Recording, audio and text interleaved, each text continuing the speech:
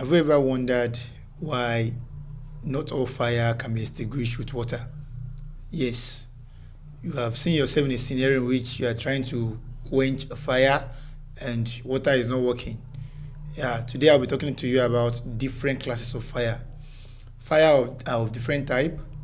We have class A fire, class B fire, class C fire, class D fire, class K fire, and electrical fire. For class A fire, these are fire that involve combustible solid. I mean anything solid like our clothes, our shoes, papers, wood, even human being. We belong to this class of fire. While class B fire, they are fire that involve combustible liquids like petrol, kerosene, alcohol, diesel. They belong to class B fire. For class C fire, these are flammable gases.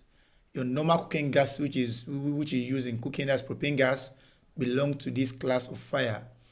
And for class D fire, these are combustible metallic fire. Ordinarily, for we that do chemistry, you remember that they will tell us that whenever you drop sodium inside water, it's going to burn, it's going to explode. So could you imagine that if you want to extinguish fire that involves sodium or other reactive metal, you are using water to do it? So that tells you that it belongs to another class of fire. Class K fire are regarded as cooking oil fire, palm oil, groundnut oil, different type of oil that we use in cooking. They belong to this fire. If you are in kitchen and if you are in the kitchen, your palm oil or groundnut oil just caught fire, definitely you cannot use water. So they belong to class K fire. And the last one is electrical fire. This one does not belong to class because it depends on what is burning.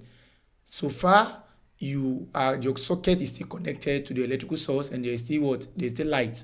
It means that it is electrical. You cannot use water to extinguish it. But the point in which it has been disconnected, your fuse have been removed, it means that it can turn to class A fire. So the reason why we don't put it in class is because it depends on what is burning at that point in time. If electrical source have been removed, it means that it is no longer an electrical fire. It's going to turn to class A, B, C, D, or K. But if there is still electrical connection, definitely it will be different. So looking at these different classes of fire, you should know from today that fire are different and they burn differently depending on what is burning. And provided your fuel is different, what you are going to use to extinguish your fire also will be different. My name is Kunle. I'm a fire safety specialist and I'm going to see you in the next one. Bye.